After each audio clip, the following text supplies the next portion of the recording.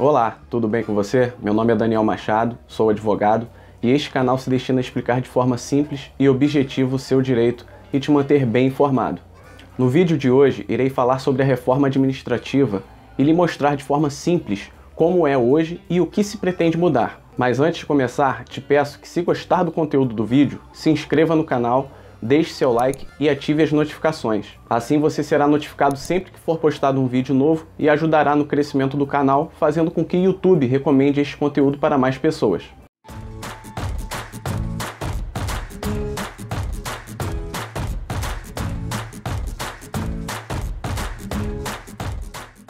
A proposta de emenda constitucional 32 de 2020, conhecida como reforma administrativa, é apenas o pontapé inicial de uma série de mudanças que estão sendo propostas. Pois após a aprovação da reforma administrativa, serão necessárias aprovações de lei sobre gestão de desempenho, modernização das formas de trabalho, consolidação de cargos, funções e gratificações, diretrizes de carreiras e ajustes no Estatuto do Servidor. Tenho certeza que você deve estar recebendo ou vendo um monte de postagens falando bem e falando mal da reforma administrativa, com frases impactantes e algumas vezes anunciando o apocalipse do serviço público. Por isso, te convido a acompanhar comigo o texto da proposta para que você tire suas próprias conclusões e analise se a reforma será ruim ou boa. Não quero te convencer a nada, quero apenas te apresentar o texto da reforma administrativa. Acompanhe comigo na tela.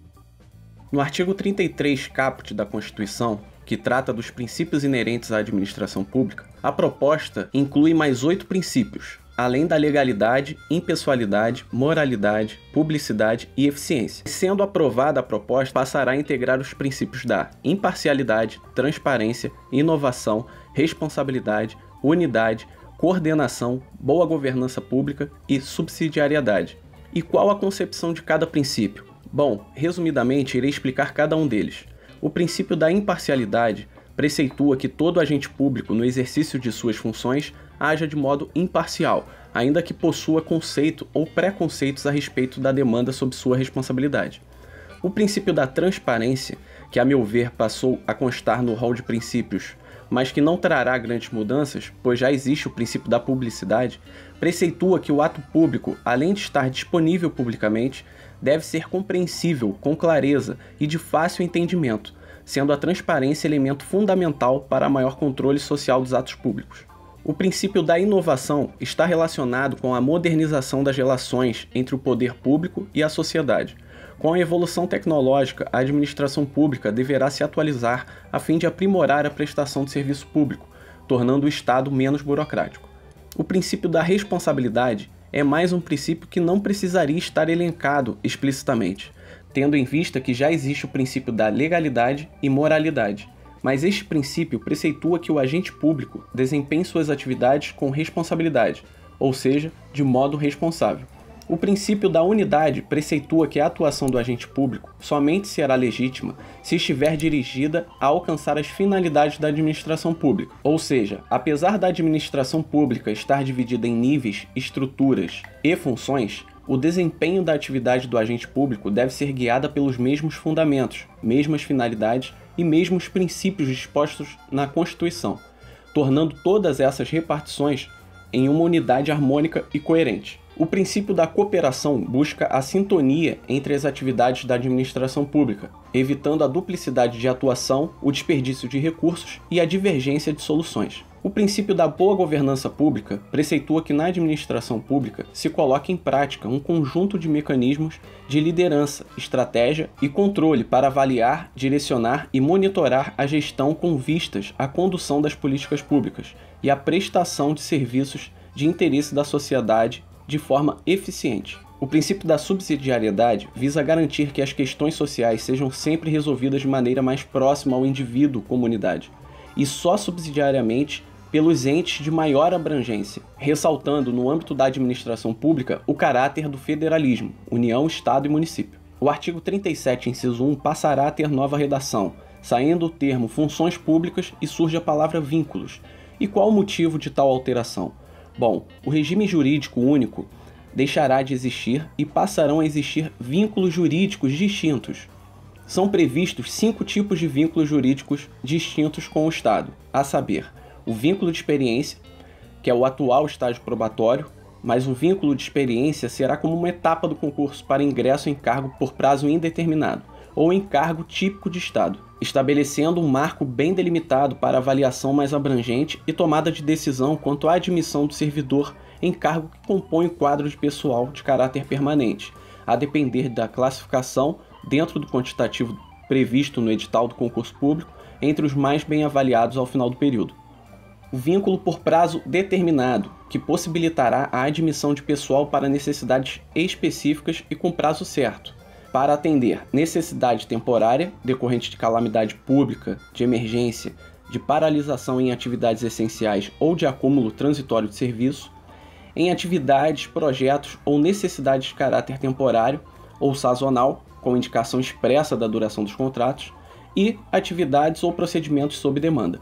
Existirá também o cargo com vínculo por prazo indeterminado, para desempenho de atividades contínuas que não sejam típicas de Estado, abrangendo atividades técnicas, administrativas ou especializadas e que envolvem maior contingente de pessoas. Existirá também o cargo típico de Estado, com garantias, prerrogativas e deveres diferenciados. Será restrito aos servidores que tenham como atribuição o desempenho de atividades que são próprias do Estado, sensíveis, estratégicas e que representam, em grande parte, o poder extroverso do Estado. E para te ajudar no entendimento, se classificam como típicas do Estado, por exemplo, as carreiras da área de fiscalização, arrecadação, segurança pública, regulação e inteligência do Estado. E poder extroverso é o poder que o Estado possui de constituir unilateralmente obrigações para terceiros, tendo como principal característica a possibilidade de impor seus atos independentemente da concordância do particular. Os cargos em comissão e funções de confiança darão lugar ao cargo de liderança e assessoramento. Cargo de liderança e assessoramento corresponderá não apenas aos atuais cargos em comissão e funções de confiança, mas também a outras posições que justifiquem a criação de um posto de trabalho específico com atribuições estratégicas, gerenciais ou técnicas. A reforma administrativa não propõe o fim do concurso público. Já vi algumas notícias circulando que a reforma acabará com o concurso público. Isso é uma mentira, pois na proposta o concurso público ainda permanece sendo a principal forma de ingresso no serviço público.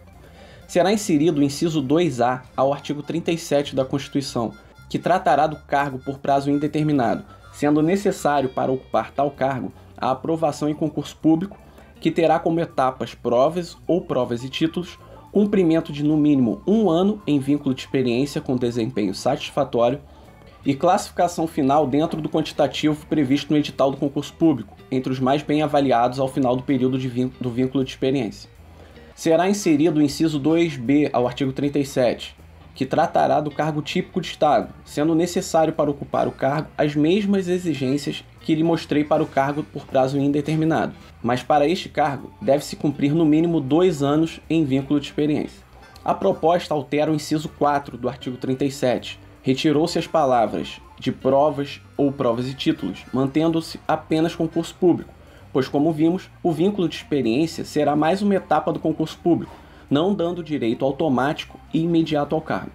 Altera o inciso 5, pois não existirá mais função de confiança ou cargo em comissão. Os novos cargos serão cargos de liderança e assessoramento. A reforma altera ainda as possibilidades de acumulações de cargos. Com a aprovação da reforma, haverá uma simplificação das regras de acumulação de cargos.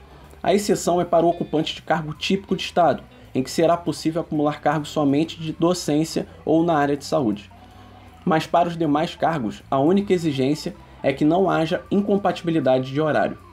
A proposta insere o inciso 23 ao artigo 37, estabelecendo que é vedada férias em período superior a 30 dias, adicionais referentes a tempo de serviço, aumento de remuneração ou de parcelas indenizatórias com efeitos retroativos, licença-prêmio, licença-assiduidade ou outra licença decorrente de tempo de serviço, redução de jornada sem correspondente redução de remuneração, aposentadoria compulsória como modalidade de punição, adicional ou indenização por substituição, progressão ou promoção baseada exclusivamente em tempo de serviço, parcelas indenizatórias sem previsão de requisitos e valores em lei, e a incorporação total ou parcial da remuneração de cargo em comissão, função de confiança ou cargo de liderança e assessoramento ao cargo efetivo ou emprego permanente. A proposta altera o parágrafo 8º do artigo 37, que trata da autonomia gerencial da administração pública, inserindo os incisos 4, 5, 6, 7, 8 e 9, passando a prever que, além do prazo de duração do contrato, dos controles e critérios de avaliação de desempenho, direitos, obrigações e responsabilidade dos dirigentes e da remuneração do pessoal, a lei deverá dispor sobre a possibilidade de contratação mediante processo seletivo simplificado de pessoal com vínculo por prazo determinado com recursos próprios de custeio, os procedimentos específicos para a contratação de bens e serviços, a gestão das receitas próprias, a exploração do patrimônio próprio, o monitoramento e avaliação periódica das metas de desempenho pactuadas no contrato e a transparência e prestação de contas do contrato. Com relação ao parágrafo 10 do artigo 37 da Constituição, a alteração do texto se deve apenas para adequar o texto legal às alterações propostas na PEC. Será incluído o parágrafo 16 e 17 ao artigo 37, estabelecendo que os afastamentos e as licenças do servidor não poderão ser consideradas para fins de percepção de remuneração de cargo em comissão ou de liderança e assessoramento, função de confiança, gratificação de exercício, bônus, honorários, parcelas indenizatórias ou qualquer parcela que não tenha caráter permanente, sendo que essa regra não se aplica ao afastamento por incapacidade temporária para o trabalho, às hipóteses de cessões ou requisições e ao afastamento de pessoal a serviço do governo brasileiro no exterior, sujeito a situações adversas no país, onde desenvolva as suas atividades. Será inserido também o parágrafo 18 ao artigo 37, prevendo que o ato do chefe de cada poder disporá sobre os critérios mínimos de acesso aos cargos de liderança e assessoramento e sobre a sua exoneração. A proposta insere o parágrafo 19 ao artigo 37, que dá autonomia para os municípios com menos de 100 mil eleitores para, por lei, permitir a acumulação de cargos públicos ou outra atividade remunerada para servidores ocupantes de cargos típicos de Estado. Será inserido o parágrafo 20 ao artigo 37, estabelecendo que é vedada a redução da jornada e da remuneração para cargos típicos de Estado. A proposta cria o artigo 37A, que estabelece que a União, os Estados, o Distrito Federal e os municípios poderão firmar instrumentos de cooperação com órgãos e entidades públicos e privados para a execução de serviços públicos, inclusive com o compartilhamento de estrutura física e a utilização de recursos humanos de particulares, com ou sem contrapartida financeira. A proposta altera o artigo 39, prevendo que Lei Complementar Federal disporá sobre normas gerais de gestão de pessoas, política remuneratória e de benefícios, ocupação de cargos de liderança e assessoramento, organização da força de trabalho no serviço público, progressão e promoção funcionais, desenvolvimento e capacitação de servidores e duração máxima da jornada para fins de acumulação de atividades remuneradas. Será inserido o artigo 39A, que estabelece que a União, Estados e municípios instituirão um regime de pessoal compreendendo vínculo de experiência como etapa do concurso público, vínculo por prazo determinado, cargo com vínculo por prazo indeterminado, cargo típico de Estado e cargo de liderança e assessoramento.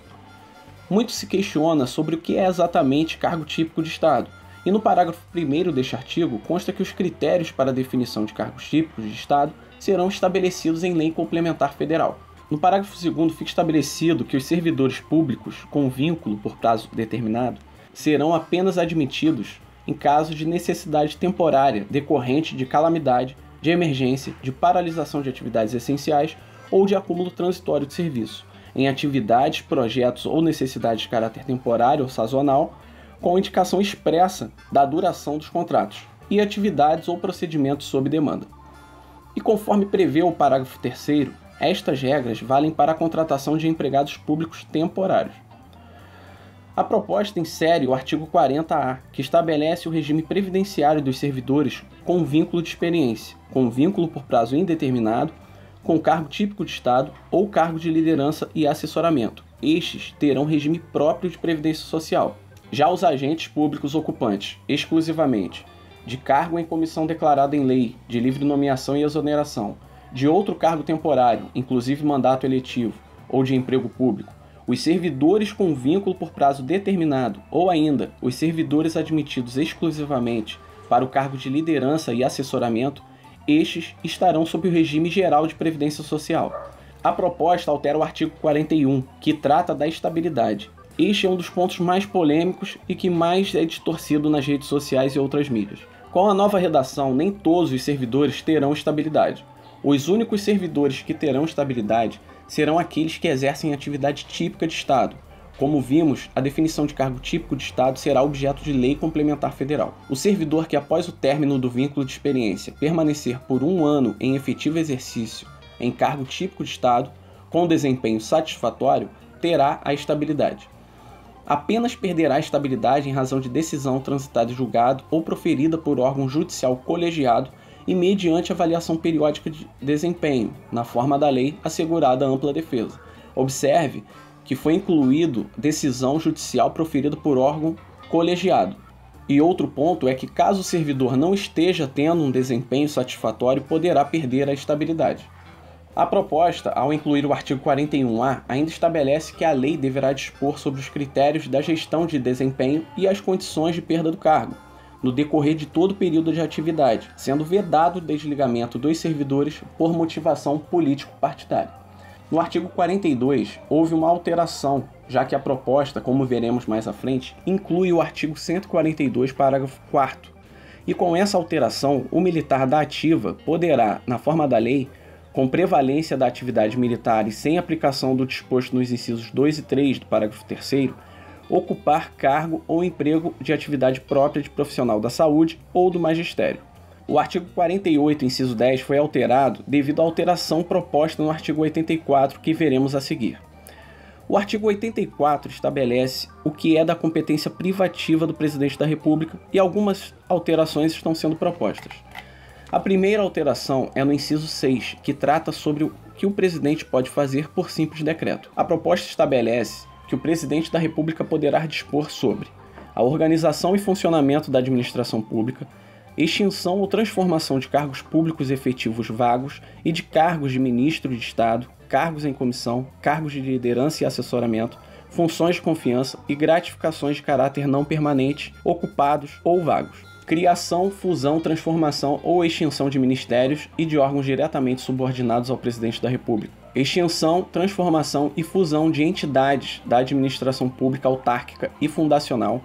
Alteração e reorganização de cargos públicos efetivos do Poder Executivo Federal e suas atribuições. A alteração proposta no inciso 25 do artigo 84 retira do texto extinguir, pois esta possibilidade poderá se dar por decreto e não mais por lei.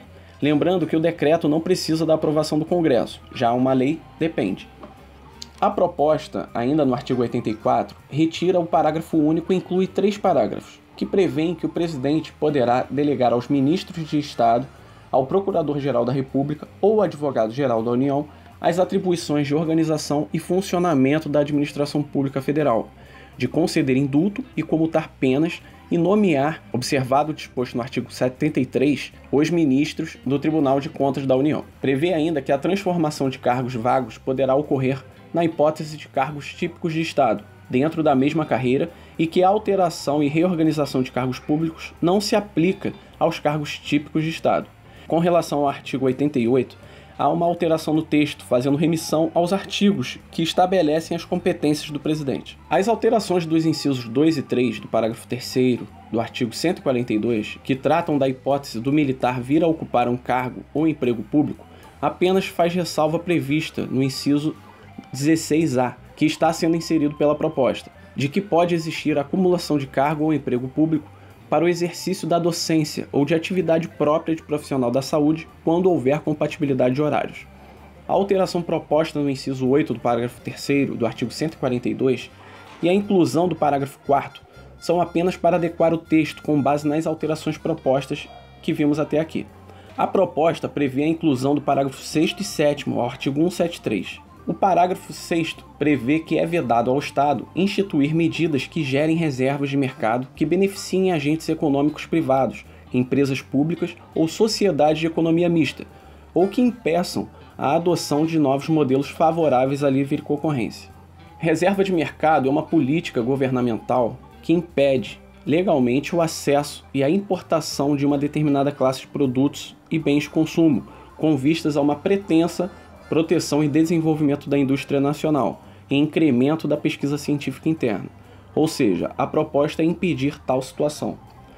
Já o parágrafo 7º estabelece que é nula a concessão de estabilidade no emprego ou de proteção contra a despedida para empregados de empresas públicas, sociedade de economia mista e das subsidiárias por meio de negociação coletiva ou individual ou de ato normativo que não seja aplicável aos trabalhadores da iniciativa privada. A proposta de alteração do parágrafo 16 do artigo 201 estabelece que os empregados dos consórcios públicos, das empresas públicas, das sociedades de economia mista e das subsidiárias terão vínculo empregatício automaticamente extinto e serão aposentados compulsoriamente ao atingir a idade de 75 anos, observadas as regras do Regime Geral de Previdência Social para a concessão e o cálculo do benefício previdenciário. A alteração proposta no artigo 247 é apenas uma adequação do texto em razão das demais alterações propostas, já que a proposta é de que apenas os servidores investidos em cargo típico de Estado tenham estabilidade. Ressalto que essas alterações não afetarão quem já é servidor público, será apenas para os novos servidores. Por enquanto, são estas as alterações propostas. A PEC passará pelo Congresso e muita coisa pode mudar. Muitas emendas já estão sendo propostas por outros parlamentares. Essa apresentação que você viu comigo no vídeo, irei deixar disponível para que você possa fazer o download. O link está na descrição do vídeo. Caso tenha alguma dúvida, fique à vontade para deixar nos comentários que eu responderei. Espero que você tenha gostado do conteúdo do vídeo. Se gostou, se inscreva no canal, deixe seu like e compartilhe. Assim o YouTube recomendará este vídeo para mais pessoas. Um grande abraço, fique com Deus e até o próximo vídeo.